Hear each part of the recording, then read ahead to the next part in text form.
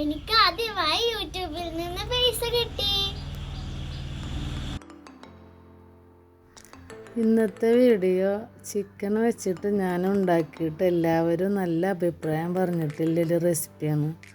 അപ്പോൾ ഈ ക്രിസ്മസിന് നിങ്ങളും ഉണ്ടാക്കി കമൻ്റ് അറിയിക്കണം.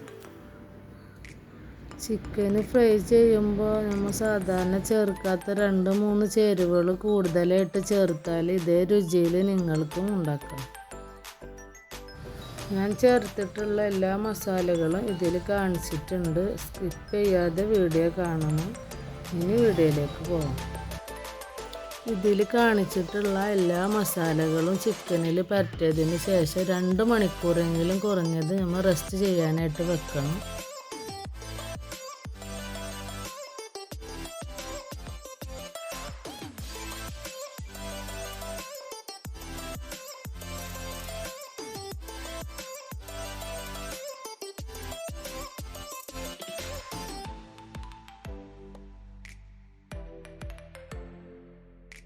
മസാല പരത്തിയിട്ട് 2 മണിക്കൂർ കഴിഞ്ഞിട്ടുണ്ട്. ഈ വീഡിയോയുടെ അവസാനമായിട്ട് മോൾക്ക് യൂട്യൂബിൽ നിന്ന് കിട്ടിയൊരു സർപ്രൈസ് വീഡിയോ കൂടി ഇതിൽ ഉൾപ്പെടുത്തുന്നുണ്ട്.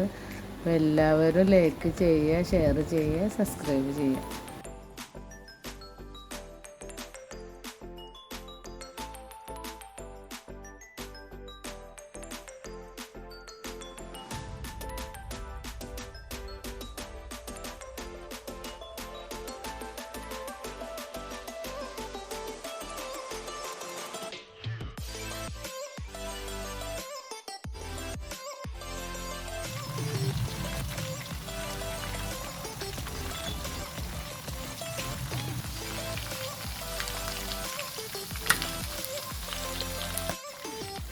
ചിക്കൻ നന്നായി മൊരിഞ്ഞ് വന്നിട്ടുണ്ട്. നന്നായി കായൊക്കെ പരത്തിയിട്ടാണ് പൊരിച്ചത്. ചിക്കൻ പൊരിക്കുമ്പോൾ എപ്പോഴും കുറച്ചധികം മുളകും പൊടിയും മഞ്ഞൾപ്പൊടിയൊക്കെ ഇട്ട് കൊടുക്കണം. നല്ല ചിക്കന് നന്നായി പിടിക്കുള്ളൂ. നമുക്ക് ഇട്ടിട്ട് കാര്യമില്ല. അപ്പോൾ ഇത്രയും ചേരുവകളൊക്കെ ചേർത്ത് നമ്മൾ ചിക്കൻ പൊരിച്ചാണ്ടല്ല ഒരു കഷ്ണം തിന്നാലൊന്നും മതിയാവില്ല. നല്ല ടേസ്റ്റാണ്. ചിക്കൻ പൊരിക്കുമ്പോൾ ഞാനൊന്ന് കാണിച്ച അത്രയും ഇൻഗ്രീഡിയൻസൊക്കെ ചേർക്കുക. ഭയങ്കര ടേസ്റ്റായിരിക്കും കേട്ടോ കഴിക്കാൻ. ഇപ്പം നല്ല മൊരിഞ്ഞിട്ടുണ്ട്. ഇനി ഞാൻ ഗ്യാസ് ഓഫ് ചെയ്യണമെങ്കിൽ കുറച്ച് പണിയും കൂടി ഉണ്ട്. മെയിനായിട്ടുള്ള ഇൻഗ്രീഡിയൻസ് ചേർക്കാൻ പോകുന്നുള്ളൂ.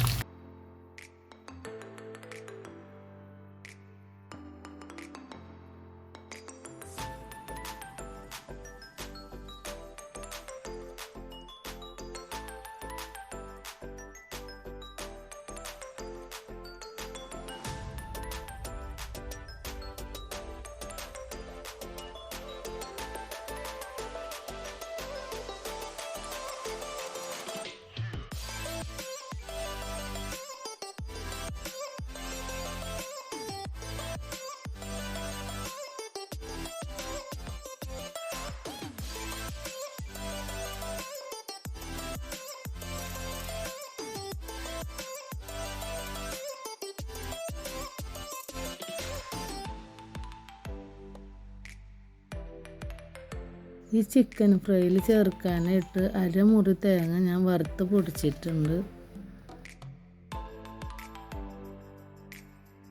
ഒരു വലിയ സവാള ചെറുതായി അരിഞ്ഞെടുത്തതൊന്ന് ഈ ചട്ടിയിൽ തന്നെ ഇട്ട് കൊടുക്കുക.